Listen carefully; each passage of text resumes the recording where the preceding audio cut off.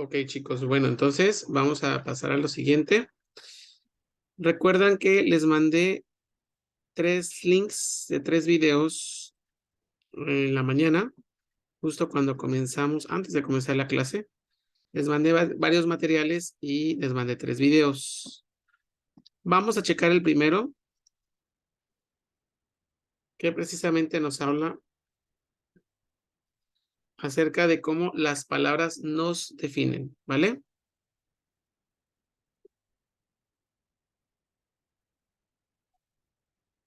¿Le gustaría aumentar las ventas? Pruebe Bitrix 24, el mejor CRM gratuito.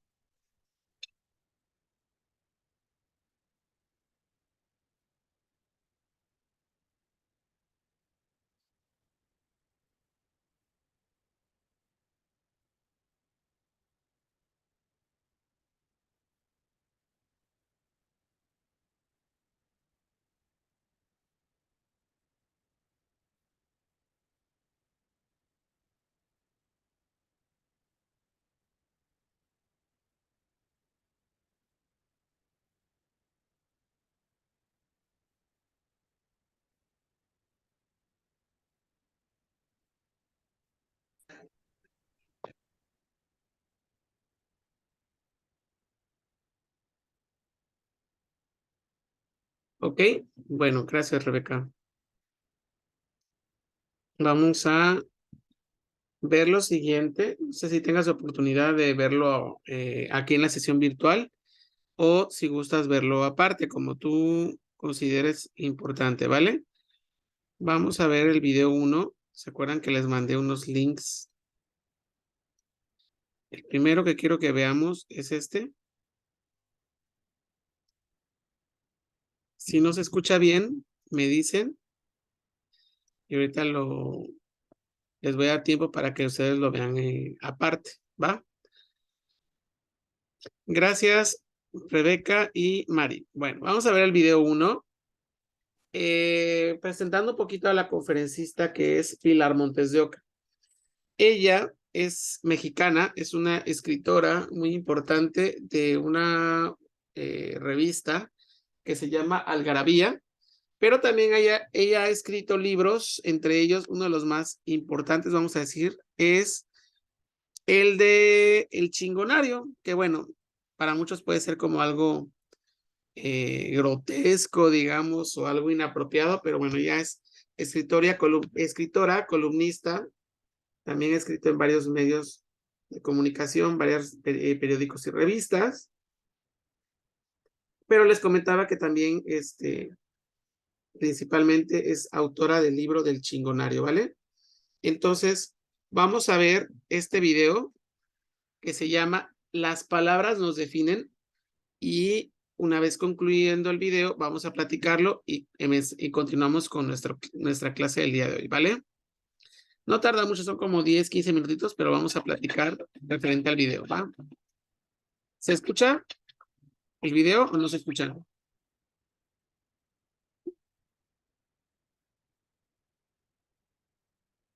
Hola, hola. A ver, entonces vamos a ver el video de la conferencia, si las palabras nos definen. Me dicen si se escucha el video, porfa.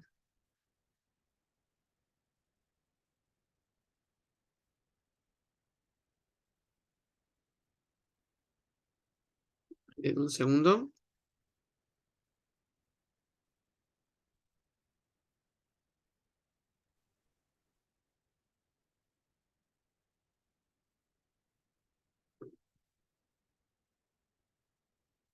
Ok, gracias de vuelta, compañera Asunción, compañero José Juan, Mario Olivera y Rebeca. Vamos a ver el siguiente video, ¿va? Hola a todos. Bueno, me tocó hacer la primera y vamos a empezar. Vamos a empezar a hablar ¿Se de escucha? palabras. Y Sí. ¿Sí? Ok, va que va. Ahorita vamos a platicar de lo más importante. Tomen nota, por favor, de algunos puntos o ideas o comentarios generales y ustedes ahorita me van a decir qué tal les parece el video, ¿va? más que de palabras, vamos a empezar a hablar de la lengua, del lenguaje. Todos ustedes han oído esa frase de en el principio fue el verbo. Y esa frase, aunque es religiosa, de alguna manera sí nos define. Porque no se sabe, los antropólogos, los sociólogos, los mismos lingüistas han hecho estudios y no saben bien a bien qué fue primero, si el Homo habilis o el Homo sapiens. Es decir, pudimos pensar porque pudimos hablar, o bien pudimos hablar porque pudimos pensar. El momento en que creció el cerebro humano, que nos convertimos, nos erguimos en dos patas, pudimos utilizar nuestras manos con este pulgar, en ese momento empezamos también a estructurar un código que nos refleja la vida, que nos hace ver el mundo de forma distinta. Porque si ustedes se dan cuenta, todos los que tenemos una lengua materna, en mi caso es español y en el de muchos de ustedes seguramente también, vemos el mundo, vemos lo que nos rodea de acuerdo a la lengua que hablamos. Es decir, la lengua es una especie de malla que nos permite ver la realidad o que también nos impide ver otra realidad. Porque nosotros pensamos en español, vemos las categorías del mundo en español. Y les voy a poner un ejemplo. En español, los mexicanos utilizamos la palabra nieve para decir, Juan la nieve conoció la nieve. Por poner este ejemplo, no vivimos en un entorno donde haya nieve, generalmente fue a esquiar a la nieve, punto. En el caso de los inuit, que son los que más llamamos esquimales, esquimal quiere decir que come carne cruda, de alguna manera es despectivo, pero bueno, los inuit que viven en el Ártico, hay más de 20 palabras para lo que nosotros conocemos como nieve. Hay nieve que recién cayó, hay nieve que está a punto de caer, hay nieve que sirve para cocinar, es decir, para derretir y poder cocinar un caldo, hay nieve para hacer iglú y hay muchísimas formas de la nieve. Eso en una lengua como el inuit, que ve el mundo de una manera diferente. Otro ejemplo es el caso de las lenguas polinesias, como la lengua tuvalú. Por ejemplo, lo que nosotros conocemos como verde y azul, que son dos colores en este espectro que va del verde al azul, ellos tienen más de 20 palabras para definir los diferentes tonos que van del verde al azul, esmeralda, azul turquesa, azul celeste, azul índigo, etcétera, porque el mar del sur da tantas tonalidades que necesariamente tienen que tener esas palabras.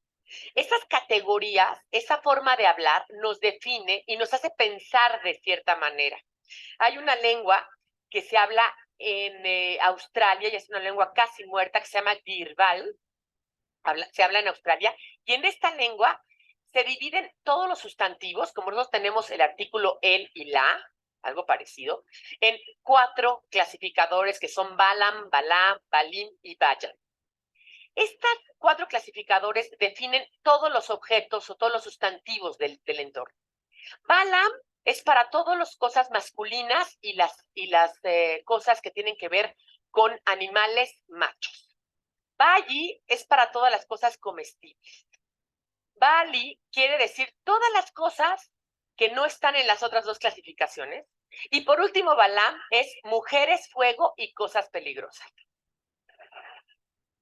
En el mismo paquete van las mujeres, el fuego y las cosas peligrosas. En ese mundo, una flecha, una fogata, un dardo, un arcabuz o una araña ponzoñosa van en el mismo paquete. Y la esposa también. Entonces, si ustedes se dan cuenta, la lengua de alguna manera nos hace ver el mundo que nos rodea. Es muy difícil imaginarte una cosa que nosotros no tenemos en nuestra lengua. ¿Cómo le dices a alguien, en el caso de los mexicanos, a un extranjero lo que es un itacate? Un itacate no es ni un doggy bag, no es tampoco una comida para llevar, es algo complicado. Tiene que ver con una comida que te hizo la tía y que sobró, y entonces te tengo tu itacate de chiles en nogada, no has pasado por él. Es algo muy cultural. Por eso cuando nosotros tenemos que aprender otra lengua, tenemos que aprender la lengua y la cultura de esa lengua, ¿no? Los mexicanos, por ejemplo, tenemos cosas muy características en nuestra forma de ser que también nos definen la idiosincrasia mexicana. Vamos a poner el ejemplo más claro. Estaba un día un amigo que era, digamos, de otro país, colombiano, y estaba un mexicano y estudiaban juntos en una universidad en Estados Unidos y hacía mucho frío. Llegan, eran roomies, llegan y no ve que no hay nada en el refri. Y dice, oye, no hay nada que comer, vamos a tener que salir a comer, le dice el colombiano. Le dice el mexicano, sí, ahorita. Entonces el colombiano se pone la chamarra, se pone el abrigo, se pone los guantes, y el colombiano, y el mexicano sigue en shorts. Y le dice, ¿no íbamos a ir a comprar algo para comer? Le dice, te dije ahorita, no ahorititita. ¿No? Es muy diferente el ahorita de la ahorititita. En México el ahorita puede durar años. Es un lapso de tiempo totalmente indefinido. ¿O qué me dicen, por ejemplo, de tómate tu huevito, mijito, tómate tu huevito con sus frijolitos y sus totopitos? No, los totopitos son de los frijolitos del huevito y el huevito del niño. Yo en un estudio que hice me di cuenta que las mamás usaban el su, el posesivo, que en otros países de habla hispana se utiliza nada más para referirse a una posesividad, una relación de posesión, como una forma de afectividad. Por ejemplo, al niño es que no, el pobrecito bebé está enfermo de su piernita, lo van a tener que curar de su piernita. A ver, señora, ¿por qué dice su piernita? Sabemos perfectamente que si lo van a curar desde la pierna, pues la pierna es del niño, ¿no? No, porque es chiquito. ¿Cómo voy a decir la pierna? Es su piernita, ¿no? Porque es chiquito, ¿no? Y así son las cosas porque también el mexicano tiene esta forma de afectividad que utilizamos todos los días. Por ejemplo, la mamá que te dice, te me cuidas mucho, mijita, ¿no? Te me cuidas. ¿Qué pasa con el te me cuidas? Te cuidas, pero te me cuidas porque yo estoy afectada si te pasa algo, ¿no? O te me lo cuidas, o me lo cuida mucho, ¿no? Al novio, me la cuidas mucho, ¿no? Porque tú estás afectado y tú tienes que ver con eso. Así como los mexicanos, nuestro lenguaje nos define y nos define nuestra forma de pensar y de ser, así a cada uno de nosotros como individuos, ¿no? Nos decimos palabras y nos contamos historias que nos creemos. Nuestras palabras nos definen. Cada cosa que nos decimos como individuos, lo decía Lacan, el inconsciente a través del lenguaje, ¿no? Decimos las cosas y cada cosa que decimos de alguna manera nos está definiendo. Las palabras tienen un poder sobre nosotros. Cuando nosotros decimos, por ejemplo, es que yo soy gorda, ¿no? Es de gordo. En ese momento estamos teniendo una idea de que soy así. Cuando yo digo, ay, siempre la cago, pues siempre la cagas. Síguetelo repitiendo y la vas a seguir cagando, ¿no? La típica que dice, no, yo cuando me dan ganas de hacer ejercicio me acuesto hasta que se me pasa. No, bueno, obviamente tiene cuerpo de que se acuesta hasta que se le pasan. Es decir, todo nos va definiendo, ¿no? Cada vez que nos equivocamos en algo, ay, qué pendeja, qué pendeja, qué pendeja. Pues sí, qué pendeja, y ahí se va quedando. Se va quedando porque así somos seres de palabras, somos homofables y tenemos estas ideas preconcebidas. El mexicano es flojo, ¿no? Los chilangos somos mamones.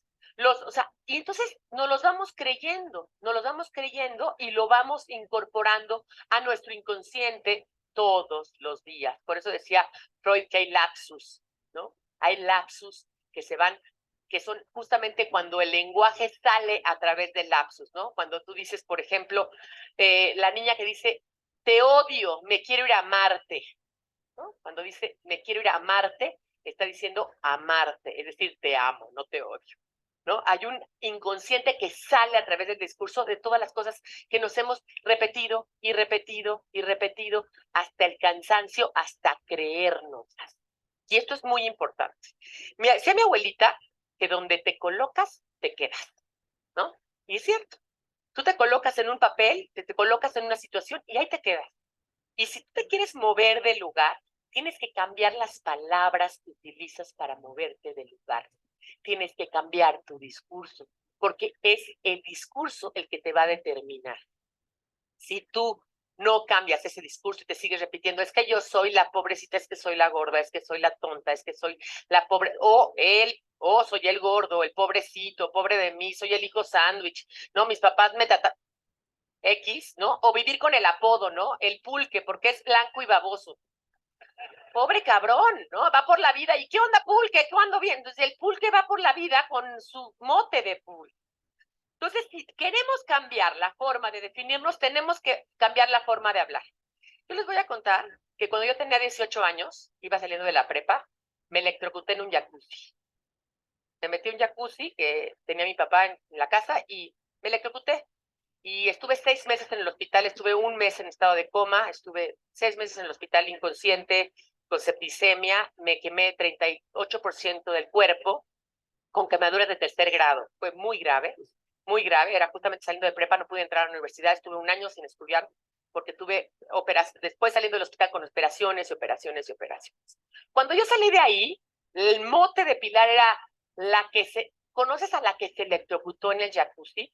La enfermita, la pobrecita, ¿no? La que se quemó, la que, ¿no? Y iban amigos de mi mamá y me veían, y iba yo a pagar mandas al señor del veneno y al no sé qué, con el rollo de la pobrecita, la que se quemó, mira, pobre de su vida, y qué mal le fue, y por qué le pasó eso, y qué mala onda, y todo el mundo me veía con una cara de conmiseración cuando yo tenía 18 años, iba a cumplir 19, y de pronto, ¿no? Yo me di cuenta que si yo me quedaba ahí, y me colocaba ahí, me iba a quedar siempre en ese plan de la pobrecita, ¿no? La pobrecita que no podía. Yo hoy en día, ustedes me van a conocer y van a ver mi Twitter o van a ver cosas y van a leer Algarabía, la revista que yo dirijo o la editorial que yo dirijo, y me van a conocer por otras cosas, porque soy lingüista, porque estudié un doctorado en lingüística, porque me gustan las palabras, porque me gustan las ideas, porque soy cinéfila, ¿no? Porque corro, porque hago yoga, porque fumo puro, una cosa rara entre mujeres, yo fumo puro, porque soy borracha, me gusta mucho el alcohol, por muchas razones, por muchas razones, por muchas razones, porque creé chingonario, ¿no? Y entonces creo en el verbo chingar y creo en el poder de las palabras chingonas y en que el mexicano es chingón y que no tiene que seguir el diccionario de la Real Academia Española, sino que tiene que seguir su propio diccionario porque somos los mayores, o sea, la mayoría de hablantes de español somos los mexicanos, de los 440 millones somos 120 hablantes de español, entonces creo en eso, creé chingonario, creo muchas cosas y tengo otras características, ¿no? Canto de la chicada, pero me gusta cantar y muchas cosas donde yo me quise colocar. Mis palabras me fueron definiendo. Y yo cuando me veo a mí misma, ya no veo a esa pobre mujer enfermita que nació, que diga que tuvo este accidente y que se quemó el cuerpo, sino veo a una persona que hizo otras cosas, ¿no? Eso quiere decir que, bueno, para bien y para mal, ¿no? Me veo lo que yo soy ahora a través de ese discurso que yo creé. A un discurso que vamos creando todos y que además todos tenemos ese poder para crearlo. Porque a veces hay que perderle el miedo a la lengua y a las palabras. Mucha gente me pregunta, ¿verdad que se dice de una manera? ¿Verdad que la Real Academia dice? No, a ver, no. Nosotros todos tenemos el poder de tener nuestro lenguaje. Es nuestro derecho. Es nuestro derecho y es nuestra arma y nuestra herramienta para seguir adelante. Las palabras tienen poderes. Las palabras que nos repetimos a diario tienen poderes. Y esos poderes realmente te empoderan.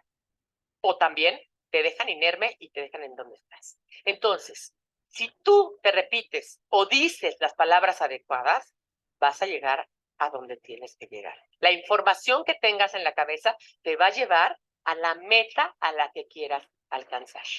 Porque realmente somos seres de palabras, somos seres de discurso, somos ese homo fables que algún día nació y que no por nada ha tenido todo una cultura y un desarrollo a través de la palabra. Así que, como donde te colocas te quedas, colócate con las palabras adecuadas, en el momento adecuado, con el discurso adecuado y con el verbo correcto.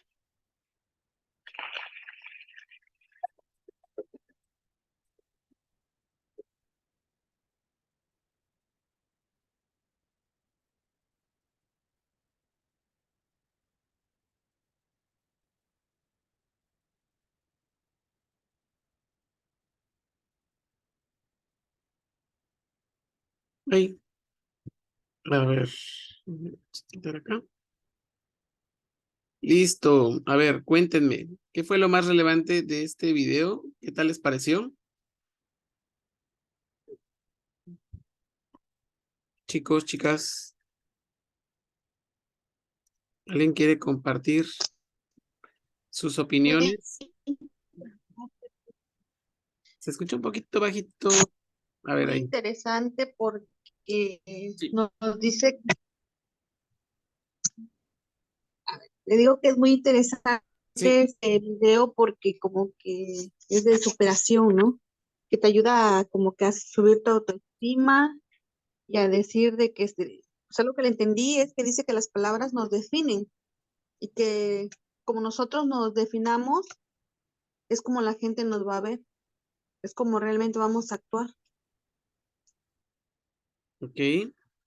Pues entra en la primera parte, ¿no? Que sería el autoconcepto, ¿no? Cómo nos vemos nosotros mismos, cómo nos valoramos también, cómo nos mostramos o nos proyectamos al mundo, por supuesto, porque también ese es otro punto importante. ¿Algún otro comentario? Muchas gracias. ¿Alguien más, chicos, chicas, que quiera mencionar? Yo, bueno, igual resulta interesante porque se enfoca mucho en lo que es el lenguaje, ¿no? En sí es como que su idea principal de que eh, para poder alcanzar cualquier cosa que nos propongamos, de cierto modo, es importante la información con la que contemos, pero también el cómo nos desenvolvamos, pues a la hora de expresar lo que sentimos o lo que queremos decir, ¿no? Como dice al final, ¿no? Es muy importante saber qué decir en el momento adecuado. Ujú. Y pues igual otra cosa es que una palabra que conocemos en distintos lugares puede significar muchas cosas. Perfecto. Y también cómo influye parte de la cultura, ¿no? Dentro de la comunicación y el mensaje y cómo la cultura también define parte de nuestra mentalidad y nuestra forma de ver el universo o las cosas, ¿no? Lo que les decía, la cosmovisión, la interpretación del entorno, la interpretación de la situación o de la realidad también, ¿no? Si bien en una organización, les voy a decir la realidad, o sea, no hay organización perfecta, por más que busquemos, así como no hay una pareja perfecta, no hay una organización perfecta, o sea, no vayamos buscando idealizar, ¿no? Siempre hay que asumir o afrontar las situaciones como se presentan, pero también depende mucho nuestra perspectiva, cómo tomamos las cosas de lo que nos sucede a nuestro alrededor, ¿no? Para bien y para mal, por supuesto. ¿No creen? ¿Alguien más por aquí que quiera compartir opiniones o comentarios en general del video que acabamos de ver, el video 1?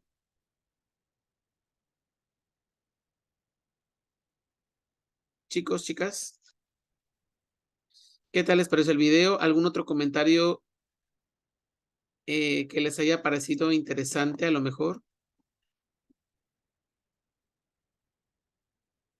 No. Bueno, ok.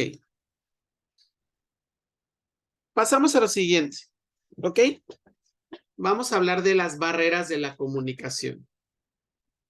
Sin duda, pues la comunicación se puede dar, pero también hay diferentes circunstancias o situaciones o elementos o factores que pueden llegar a afectar o a desvirtuar el mensaje, a afectar también o a eh, distorsionar, cómo se va a percibir esa información o ese mensaje por parte del receptor o los receptores en dado caso.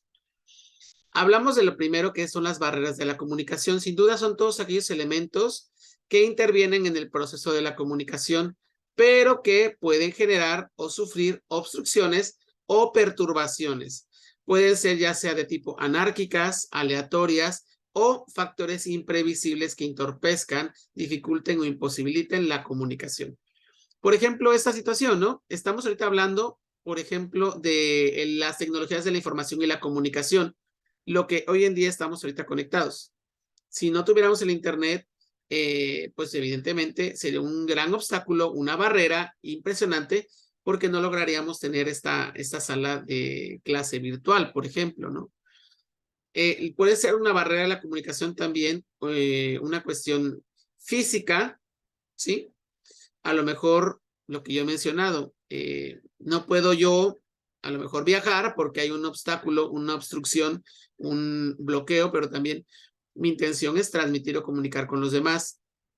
Física también podría ser quizás que yo en este momento a lo mejor no tenga el medio o el dispositivo necesario para lograrlo, o alguna situación que tenga que ver con una cuestión orgánica o biológica, ¿no? Algún tema de salud, por ejemplo, ¿sí? Alguna infección en la garganta que no me permita expresarme de forma adecuada o correcta.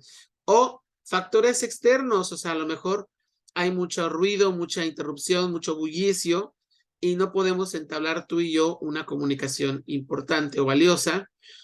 O distractores, el trabajar en línea, el estar en casa o el estar teniendo alguna situación no presencial o física, tenemos a nuestro alcance N cantidad de distractores, que fue durante la pandemia, se acordarán ustedes que era lo que en cierta forma mermaba parte del desempeño y parte de la productividad de los colaboradores, quienes tuvimos la oportunidad de permanecer en casa durante la pandemia, a lo mejor trabajando 6 meses, 1 año o más, ¿sí? Entonces también habían muchos otros factores que podrían estar obstruyendo o complicando el tema de la conexión o el tema de la comunicación, o simplemente los mismos distractores que no permitían que las personas tuvieran esa misma interacción o no se lograra el objetivo o el propósito en general, ¿va? Entonces, les decía, los tipos de barreras de la comunicación pueden ser de carácter semántico. También ese es otro punto importante. La redacción, la ortografía, la capacidad que tenemos también cognitiva para desarrollar, obviamente, nuestros dos hemisferios del cerebro, el izquierdo y el derecho, para poder generar la escritura o para poder generar, en este caso, el habla o expresar la voz o exteriorizar la voz, la fonética, ¿vale? Alguna problemática de carácter físico o alguna problemática de carácter fisiológico, ¿ok? Entonces, la primera tenemos de tipo semántico. Se dice que al hablar o escribir empleamos una palabra con un significado que no corresponda. Se produce una barrera de tipo semántica. Física, se habla de la barrera que se presenta cuando los medios utilizados para transportar el mensaje no permiten que éste llegue nítidamente al receptor y provoca la incomunicación. Lo que les mencionaba, por ejemplo, ahorita mi conexión a internet a lo mejor puede o no ser estable, puede estar fallando en algún momento dado y pues no se pueda lograr al 100%, ¿no? Por ejemplo, ahorita la falla que tengo con mi cámara web en la laptop, pues bueno, también puede ser un problema de tipo físico quizás. De carácter fisiológico, dice cuando una persona que interviene en una comunicación intrapersonal presenta defectos orgánicos en la vista, audición o en la parte de la zona articulación, ¿sale? O sea, lo que es la garganta, la lengua, la boca, etcétera, o algún órgano vital, el oído, etcétera. También se puede dar a nivel psicológico y a nivel cultural. A nivel psicológico se representa la situación psicológica particular del emisor o receptor de la información ocasionada a veces por el agrado o el rechazo hacia el receptor o el emisor según sea el caso, ¿vale? Entonces también nuestro cerebro puede bloquearse. A lo mejor yo en un momento de tristeza, de miedo, de frustración, de ira o de lo que queramos, es una técnica o un medio de defensa. A lo mejor si yo veo que tú estás molesto, alterado o irritable o no estás siendo respetuoso, evidentemente mi cerebro o yo puedo decidir ignorar y bloquear esa información, ¿no? O viceversa. A lo mejor para no ocasionar un problema, puedo yo estresarme y puedo también yo suponer o generar situaciones o conflictos que a lo mejor no se están dando de manera directa, pero sí te están dañando en tu mente o en tu sistema o de manera psicológica, como ya hemos mencionado, ¿no? Ahora bien, otra parte es la cultura, que precisamente el video nos hablaba un poquito de eso. Se presenta cuando existe una diferencia en la cultura, en la percepción o en la cosmovisión, la manera de ver el mundo, la interpretación de ver el mundo. Existe la diferencia de conocimientos, de palabras, de términos que se usan normalmente entre el emisor y el receptor y por lo tanto puede estar impidiendo con claridad la comprensión del mensaje. ¿vale? Ahora bien, otra parte esencial o fundamental que vamos a estar trabajando durante nuestra vida, en nuestro campo personal o en el entorno laboral profesional, tenemos la información. La información es el conjunto de datos acerca del cual algún proceso o algún suceso, hecho, fenómeno o situación organizados en un contexto determinado tienen un significado, es decir, cuyo propósito puede ser reducir la incertidumbre o incrementar el conocimiento acerca de algo. Entonces, la información puede ser ya sea de carácter público, es decir, la que podemos nosotros tener a disposición de todas las personas, o por organizaciones o entidades gubernamentales o públicas. Información privada, pues no cualquiera tiene acceso, pertenece a un sector, vamos a decirlo así, productivo o empresarial, que limita o restringe esa información únicamente para usuarios que pertenecen a este gremio o a este grupo como tal, ¿vale? Y la información privilegiada a lo mejor es a un número mucho más reducido que la información privada. A lo mejor de la misma organización, de la misma empresa, solo puestos claves, llámese gerentes, directores, presidentes de corporativos, CEOs, tienen acceso a esta información solo para puestos claves dentro de una empresa. Información interna, igual. Solamente dentro de una empresa o una organización se puede dar el flujo adecuado de esta información. Información directa, ahí sí existe nada más un canal de comunicación directo entre un emisor y receptor. Información indirecta, a lo mejor no soy el destinatario final o el receptor final, pero la información a lo mejor la llego a recibir a través de terceros, ¿ok? Información selectiva también. Nuestro cerebro tiene esa capacidad impresionante de tener esa memoria selectiva. Imagínense qué pasaría nosotros si todo el día absorbiéramos la cantidad impresionante de información de todo lo que estamos percibiendo a través de nuestros 5 sentidos en nuestro entorno, en la televisión, en los medios masivos de comunicación, en las redes sociales, en contenidos de streaming, las clases que tenemos, el trabajo y demás. Entonces sería terrible y nuestro cerebro se satura y pasaríamos muy mal, la pasaríamos con enfermedades y muchas otras situaciones, ¿no?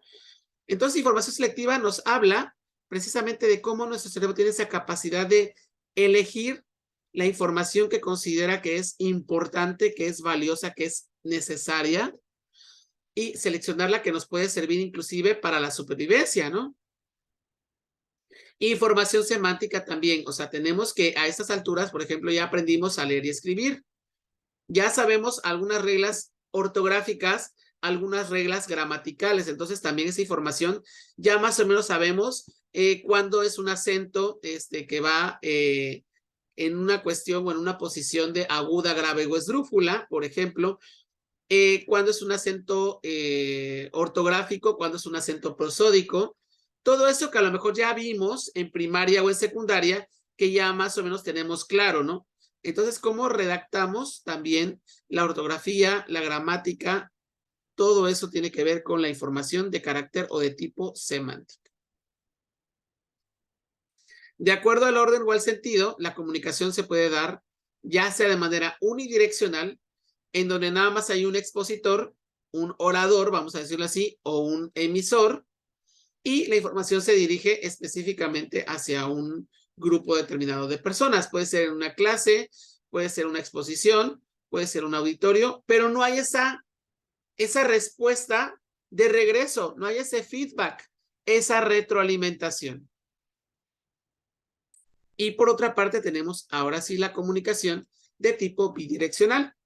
Es aquella cuando podemos intervenir e interactuar a través de diferentes medios. O sea, yo te hablo, pero la idea es que tú me des de respuesta información, datos, contenido, un resultado esperado, ¿no? A través de un debate, a través de un correo electrónico, a través de un mensaje de texto de WhatsApp, a través de una llamada, a través de una videollamada, etcétera, ¿vale? Entonces, se da en dos caminos o en dos sentidos la comunicación de tipo bidireccional. ¿Qué diferencias podemos encontrar entre el concepto información y comunicación? No sé por acá quién tiene micro que me ayude. Estos dos, comunicación, estas dos palabras, estos dos, perdón, cuadros, si me apoyan a leer estos dos cuadritos, por favor. Comunicación, ¿sí? Debe ser bidireccional, es decir, el emisor necesita recibir respuesta del receptor en el momento de emitir un mensaje para que se pueda dar el proceso completo. También se puede decir que la información tiene como propósito modificar las ideas o preferencias del receptor o determinadas causas. Información debe ser unidireccional. Esto quiere decir que solo se necesita un emisor que emite el mensaje hacia el receptor sin necesidad de que le retornen una respuesta. La comunicación, en cambio, es una manera libre para expresarnos, es decir, intercambiar las opiniones sobre un determinado tema entre dos o más personas. Muchas gracias. Normalmente información la podemos encontrar más en medios masivos de comunicación, como sería la televisión, el radio, la prensa. Los medios tradicionales vamos a conocerlos de esta manera, ¿vale? Ellos proporcionan información, pero no se daba en su momento una respuesta. Hoy en día, el uso del Internet, el uso de diferentes dispositivos conectados a Internet, ya haciendo diferentes canales mucho más interactivos, haciendo a lo mejor videoconferencias o streamings o contenidos en donde tengamos la opinión de la participación y la interacción con otras personas, ya se da más la comunicación. Ya el ser humano o la persona interviene en su proceso de conocimiento y en su proceso formativo y en su proceso de información, ¿vale? Bueno, tenemos dos aspectos relacionados con esto. Primero, la jerga y el dialecto, ¿ok? De manera equivocada, hemos ocupado la palabra dialecto para hacer como una distinción o un comentario un poquito peyorativo, un poquito despectivo referente a los grupos indígenas. Se decía, es que ellos hablan un dialecto. Pues sí, pero no, o sea, depende cómo lo interpretemos, ¿ok? Dialecto se refiere a el sistema lingüístico que aplican para la comunicación variando los distintos puntos geográficos, ¿ok? Sí va a variar la comunicación dependiendo la zona geográfica, dependiendo los asentamientos, vamos a decirlo así, de determinados grupos sociales, ¿sí? Son de una forma determinada y la forma de escribir o de hablar de una lengua determinada, ¿vale? El dialecto se puede decir que a diferencia de una lengua es mucho menos hablado, digamos, por un grupo más reducido de personas o de parlantes de ¿no? Pero yo considero que sería más lengua que dialecto, sería un poquito lo apropiado a referirnos a esta forma de comunicación, ¿vale? Y la jerga tiene que ver con características propias de una región o una localidad, ¿sí? Es más coloquial cómo nos hablamos entre de acuerdo a los usos y costumbres en la región, ¿no? Vamos a poner aquí de ejemplo. La abuela ya está azucarada. Normalmente, cuando una persona tiene una enfermedad como sería la diabetes mellitus, ¿sí? Las personas pues lo dicen de una manera más coloquial, sin utilizar los términos médicos correctos, y es entendido por la mayoría de los parlantes, por la mayoría de las personas, ¿vale? Es un lenguaje particular y familiar que utilizan entre sí los integrantes de un grupo social. Esta especie de dialecto puede resultar difícil de entender para aquellos que no forman parte de tal mencionada o de dicha comunidad. ¿Sí? Bueno, seguimos. Para que se dé el proceso de comunicación, debemos de tomar en consideración que existe primero, estructurar, planificar y desarrollar una idea. 2, debe existir una codificación, o sea, ¿cómo lo voy a transmitir? A través de texto, de voz, de imágenes. ¿Cuál va a ser el código que voy a emplear para emitir esa idea? Tercero, el medio de transmisión. ¿Qué medio voy a ocupar para transmitir esa idea? Cuarto, el receptor. ¿A quién va dirigido? También para poder comunicarnos correctamente tengo que pensar el espectador, el lector, ¿hacia quién me voy a dirigir? ¿Qué características particulares tiene esta persona? En cuestión social, educativa, cultural, idioma, pues ya lo mencioné, el nivel educativo, etc., etc., ¿vale? El receptor, pues bueno, también es un punto